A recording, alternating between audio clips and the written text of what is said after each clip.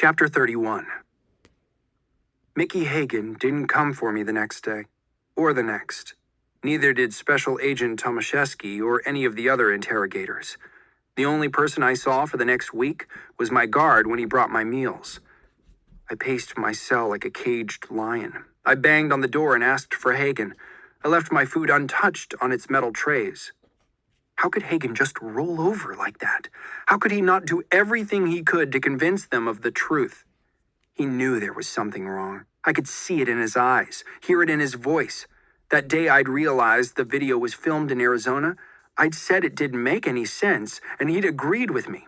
They wouldn't have brought Darius all the way to America, snuck him across the border, and hidden him away in the Tonto National Forest just so they could turn around a few months later and make him carry a suicide bomb into the Women's World Cup in Canada. Hagan and I both knew that was stupid.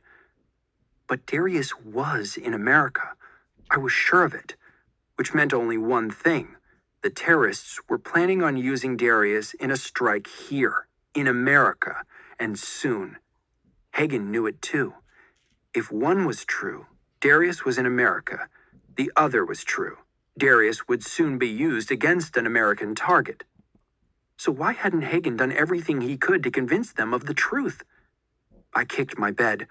My guard was so used to it by now that he didn't bother to put in an appearance, and I kicked it again just for him. Frickin' Mickey Hagan. After all we'd been through, I thought he was on my side, do or die.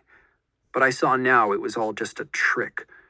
I thought he'd been my friend, just like I'd thought Adam and Julia and all the rest were my friends. But they weren't, not deep down. They were friendly enough when it didn't matter, but when push came to shove, they abandoned ship, every last one of them. Even Mickey Hagan. It had all been a trick. That story about his brother, all that camaraderie, the pizza and sodas, it was all to get me to open up, to pump me for information.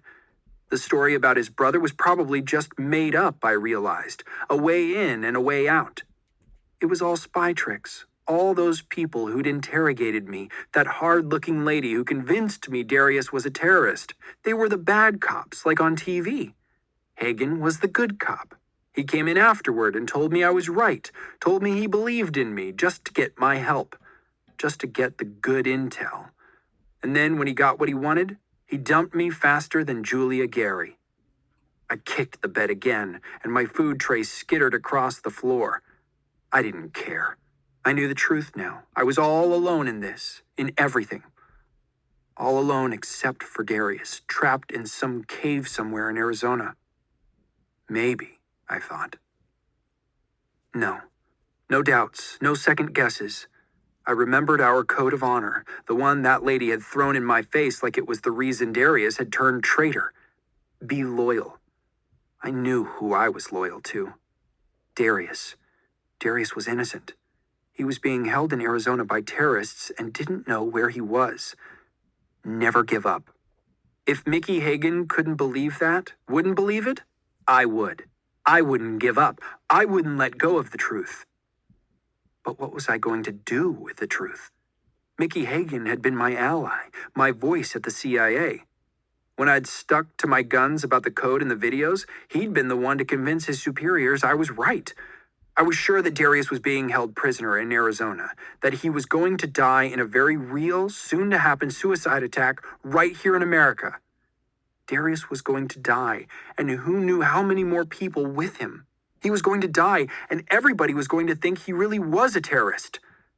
But here I was, helpless, trapped in this cell, a prisoner of the United States government, the very country I wanted to help defend. I had to do something. But what, Cameron? I asked myself. The answer came to me with perfect clarity. I had to escape.